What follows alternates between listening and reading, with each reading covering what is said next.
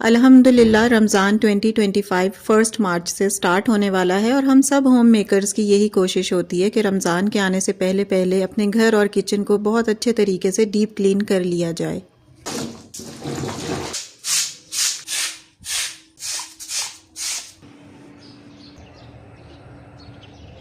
अगर हम किचन के कैबिनेट्स और स्टोव की डीप क्लीनिंग, ग्रोसरी की ख़रीदारी और उसकी मैनेजमेंट और ऑर्गेनाइजेशन के अलावा घर के डिफरेंट कॉर्नर्स की सफाई रमज़ान के आने से पहले पहले ख़त्म कर लेंगे ना, तो हम खुद को स्ट्रेस फ्री और अनबर्डन्ड फील करेंगे। और ऑफ कोर्स इस तरह हम अपना मैक्सिमम टाइम इबादत की तरफ लगा सकेंगे और उन पर अच्छे तरीके से फोकस और कंसंट्रेट कर पाएंगे।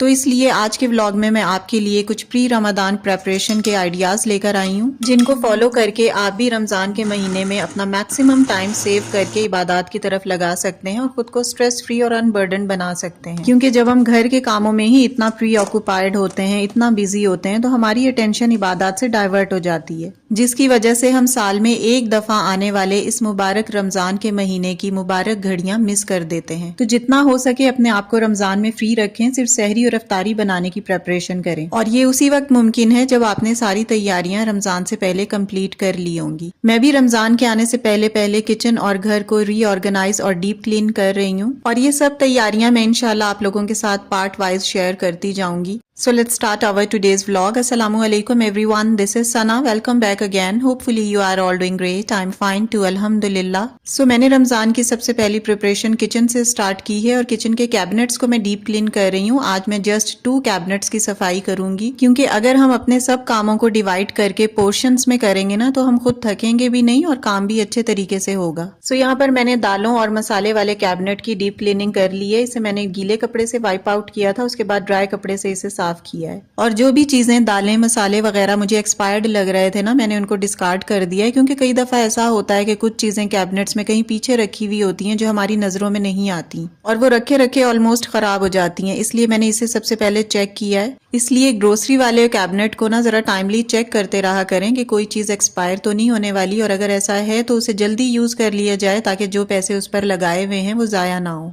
एनी हाउ, मैंने रमज़ान के लिए इस कैबिनेट की ऑर्गेनाइजेशन किस तरह की है, इन जार्स से तो आप फैमिलियर होंगे। ये आइसक्रीम के जार्स हैं। समर्स में जब भी बच्चियां आइसक्रीम वगैरह लेकर आती थी ना, तो इन जार्स को मैं डिस्कार्ड नहीं करती थी, इनके लेबल में उतार लेती थी, उसके बाद वॉश करके ड्राई करके ना इन्हें स्टोर में रख लेती थी, क्योंकि मुझे आइडिया था कि ये जार्स किचन में रखे जा सकते हैं, कोई भी ग्रोसरी आइटम इसमें स्टोर किया जा सकता है। मार्केट या $1 से नए जार्स लाने से बेहतर है कि हम इन्हीं जार्स को रिसाइकल और रीपर्पस करें और अपने किचन को ऑर्गेनाइज और डी क्लटर करने के साथ साथ इसकी लुक भी बिल्कुल जीरो कॉस्ट में चेंज कर सकें। अच्छा, ये जो दालों के जार आपको नजर आ रहे हैं ना, ये मैंने परचेज नहीं किए। एक्चुअली ये ऑलिव के जार्स थे जिनको मैंने रीयूज किया है। तो ये मेरा ग्रोसरी कैबिनेट, दालों और मसालों वाला कैबिनेट बिल्कुल साफ सुथरा डीप क्लीन हो गया और इसके ऊपर वाले पोर्शन में मैंने रेडीमेड मसाले रखे हुए हैं। तो इस तरह अभी से अटेंटिव रहते हुए और अपने वक्त का सही इस्तेमाल करते हुए आप रमज़ान के लिए बिल्कुल जीरो कॉस्ट में अपने किचन कैबिनेट को साफ कर सकते हैं और रीऑर्गेनाइज कर सकते हैं। इंशाल्लाह नेक्स्ट रमज़ान प्रेपरेशन व्लॉग में मैं अपने बाकी किचन कैबिनेट्स को रीऑर्गेनाइज और डीप क्लीन करूंगी और कुछ यूजफुल आइडियाज भी आपके साथ जरूर शेयर करूंगी। And now let's move to our next pre Ramzan preparation. Ramzan की तैयारियों के हवाले से सिर्फ किचन ऑर्गेनाइजेशन या डीप क्लीनिंग ही नहीं, बल्कि घर के बाकी हिस्सों की तरफ भी हमें ज़रूर फोकस करना चाहिए ताकि रमज़ान के टाइम को ज़्यादा से ज़्यादा अवेल कर सकें। वैसे तो अल्हम्दुलिल्लाह थ्रू आउट ईयर ही जाए नमाजें घरों में यूज़ की जाती हैं, लेकिन रमज़ान में इसका इस्तेमाल थोड़ा ज़्यादा हो जाता है। इसलिए मैंने जाय नमाजों को ओवरनाइट ही पानी में प्री सोक करके रख दिया था ताकि इसकी डर्ट अच्छे तरीके से साफ हो सके। वैसे तो इनको नॉर्मल वॉशिंग मशीन में भी वॉश किया जा सकता है मेरे ख्याल से, लेकिन मेरी मशीन क्योंकि ऑटो है और जाय नमाजों का फैब्रिक थोड़ा हार्ड होता है, तो इसलिए ना प्रेफरेबली मैं इन्हें ओवरनाइट सोक करके रख देती हूँ। सुबह उठकर इसे रिंस करती हूँ और अच्छे तरीके से इसकी ब्रशिंग कर लेती हूँ।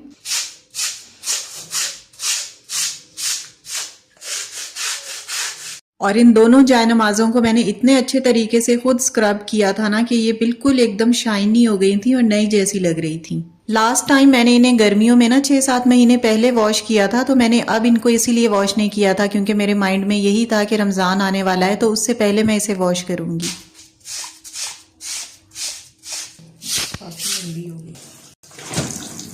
और बच्चियों की जाय नमाज मैंने अभी कुछ दिन पहले ही वॉश की थी।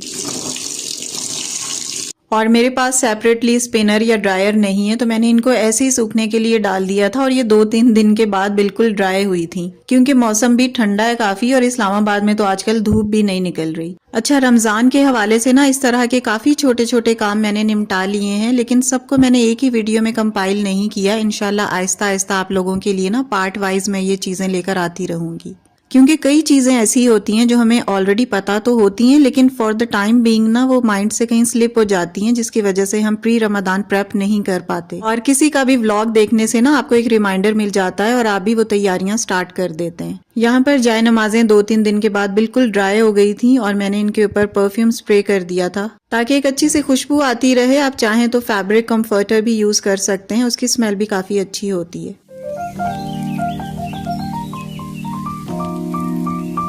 My next Ramzan preparation is, जिस तरह मैंने किचन की सफाई को पोर्शन वाइज डिवाइड किया है ना, लाइक एक कैबिनेट एक दिन, दूसरा कैबिनेट दूसरे दिन, तीसरे दिन मैं स्टोव अच्छे तरीके से क्लीन करूंगी और चौथे दिन मैं माइक्रोवेव, गैस ओवन और सैंडविच मेकर वगैरह इस तरह की जो अप्लायंसेज है ना, इनको अच्छे तरीके से सफाई करूंगी। सेम इसी तरह मैं घर की क्लीनिंग भी स्टेप वाइज करती जाऊंगी ताकि खुद को थकाऊं ना, क्योंकि बाकी भी और बहुत सारे काम होते हैं जो डेली बेसिस पर हमारी जिम्मेदारी होती है, जो हमें रोजमर्रा की बेसिस पर हर हाल में करने ही करने होते हैं, लाइक कुकिंग, वॉशिंग, क्लीनिंग, बच्चों को देखना, बच्चों को होमवर्क वगैरह करवाना वगैरह। तो यहाँ पर मैं लाउंज में टीवी रैक है या चेस्टर आप कह सकते हैं, इसके ड्रॉर्स को साफ कर रही थी। इसके भी मैंने जस्ट 2 ड्रॉर्स की सफाई की है क्योंकि सब चीजों को, कैबिनेट्स, ड्रॉर्स वगैरह को एक ही दिन में और एक ही वक्त में सफाई करना बेवकूफी है, खुद को थकाने वाली बात है और क्लीनिंग भी इससे अच्छे तरीके से प्रॉपरली नहीं हो पाती। तो इसलिए हमेशा अपने कामों को डिवाइड करके ही करें। यहाँ पर मैं सिर्फ 2 ड्रॉर्स की सफाई कर रही हूँ। कुछ चीजें मुझे लग रहा था कि जस्ट क्लटर ही इन्होंने किया हुआ है, उनको मैंने डिस्कार्ड कर दिया था और बाकी चीजों को मैंने रीअरेंज किया है। ये जो स्पेक्टिकल्स के बॉक्सेस होते हैं ना, ये काफी काम आते हैं। इनमें आप अपनी छोटी छोटी सी चीजें ऑर्गेनाइज करके रख सकते हैं जो अक्सर काम आने पर मिलती नहीं है, like nail cutter, nail filer, ज़ारबंदानी, सुइयां, छोटी सीजर्स वगैरह, अपने कैचर, बच्चों की कोई भी स्टेशनरी का आइटम इसमें आसानी से स्टोर किया जा सकता है और काम आने पर ये चीजें आसानी से मिल जाती हैं। ये ड्रॉर देखें, पहले कितना क्लटर्ड और बिखरा हुआ लग रहा था, अब हर चीज ऑर्गेनाइज्ड है और ये ऑर्गेनाइजर्स भी मैंने $1 शॉप से 250 रुपीज में लिए थे। तो इस तरह की ना स्मार्ट इन्वेस्टमेंट्स और छोटी छोटी इन्वेस्टमेंट करके आप अपने घर को और किचन को ऑर्गेनाइज कर सकते हैं बड़े अच्छे मैनर्स के साथ। नेक्स्ट टिप ये है कि जब भी रमजान में खजूरें वगैरह आती हैं ना, डिफरेंट टाइप की खजूरें आती हैं, तो इन सबको या तो आप मिक्स कर लें या अगर आप अलग अलग रखना चाहते हैं तो अलग रख लें, जैसे भी आपकी मर्जी है। मैं तो मिक्स कर लेती हूँ और इन्हें वॉश करने के बाद ना एक कपड़े पर फैला देती हूँ और जब इनका पानी बिल्कुल ड्राई हो जाता है ना, आप 1-2 घंटे के लिए इन्हें ऐसे ही कपड़े के ऊपर रख दें, अपना कोई और काम कर लें, फिर थोड़ी देर के बाद इनको टैप करके बिल्कुल ड्राई करने के बाद ना किसी जार में स्टोर कर लें। इस तरह की स्टोरेज का ये फायदा होता है कि बस आपने एक दिन काम किया होता है और हफ्ते या 10 दिन के लिए ना आप रिलैक्स होते हैं और सहरी या अफ्तारी के टाइम पे जब भाग दौड़ हो रही होती है ना, तो आप इस काम से एटलीस्ट फ्री रह सकते हैं।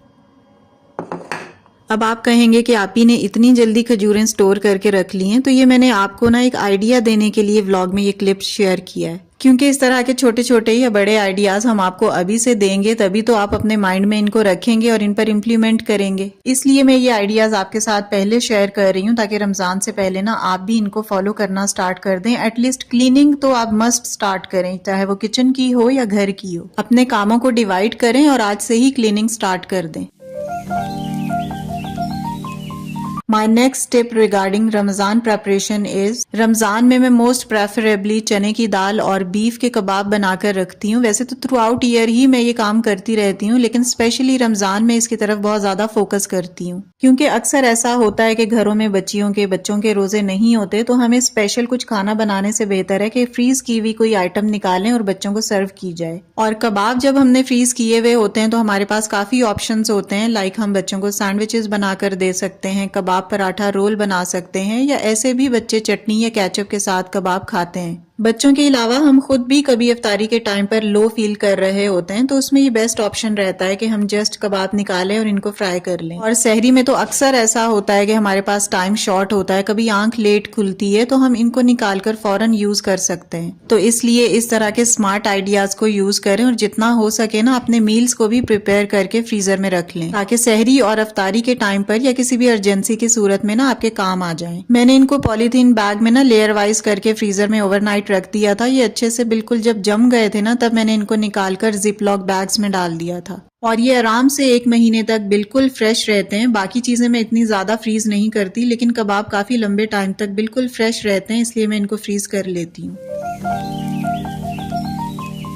Moving to my next tip, और ये टिप यकीन करें इतनी इंपॉर्टेंट है और आपको इतनी मजे की लगेगी ना, अगर आप इसे एक दफा फॉलो करेंगे तो आप इसे बार बार करेंगे। ये ऑलरेडी प्रिपेयर्ड मसाला आपके यकीन करें बहुत काम आता है। आपने जस्ट प्याज को ब्राउन करना है, उसके बाद लहसुन अदरक का पेस्ट डालकर टमाटर ऐड करने हैं जिस तरह आप नॉर्मल मसाला बनाते हैं। नमक, मिर्चें और सिजलिंग जो भी आप रेगुलर यूज करते हैं वो भी आप डाल दें। अब इस मसाले को अच्छे तरीके से भून लेने के बाद ना आप ग्राइंडर में डालें, थोड़ा सा पानी ऐड करें और ठंडा होने पर इसे ग्राइंड कर लें। मेक श्योर करें कि बहुत गरम गरम मसाला आपने हरगिज ग्राइंड नहीं करना, ठंडा पानी ऐड कर लें और फिर आप बटन ऑन करें। और एक और बहुत इंपॉर्टेंट बात, कभी भी मसाले को अंदर से मिक्स करने के लिए ना मेटल के स्पून्स वगैरह यूज ना करें। हमेशा लकड़ी की कोई स्टिक, जिस तरह मुझे आपने देखा है मैं यूज कर रही हूँ, चॉप स्टिक या स्क्यूअर आप यूज कर सकते हैं, क्योंकि मेटल यूज करने से आपको करंट लगने का डर होता है। अगर आपने मेटल ही यूज करना है तो मेक श्योर करें कि आप स्विच ऑफ करें, उसके बाद इसे अंदर से स्टर करें। अच्छा, मसाला प्रिपेयर करने के बाद ना आप इन्हें बॉक्सेस में डाल दें और लेबल लगा लें, या ऐसे भी मुझे तो पता होता है कि मैंने कौन सा मसाला किस पर्पस के लिए रखा हुआ है। ज्यादातर मैं इसे माश की दाल में यूज करती हूँ या गोश्त का या किसी भी चीज का शोरबा वगैरह बनाना हो ना, तब मैं इसे यूटिलाइज करती हूँ। इसके अलावा आप इस मसाले में कोई भी सब्जी वगैरह भी काट सकते हैं। आपको सिर्फ ये बॉक्स फ्रीजर से निकालना है, इसको थोड़ा सा आपने मेल्ट करना है पानी डालकर और उसके बाद आपने इसमें कोई भी अपनी पसंद की सब्जी या दाल या गोश्त ऐड कर देना और आपका खाना फौरन प्रिपेयर हो जाता है।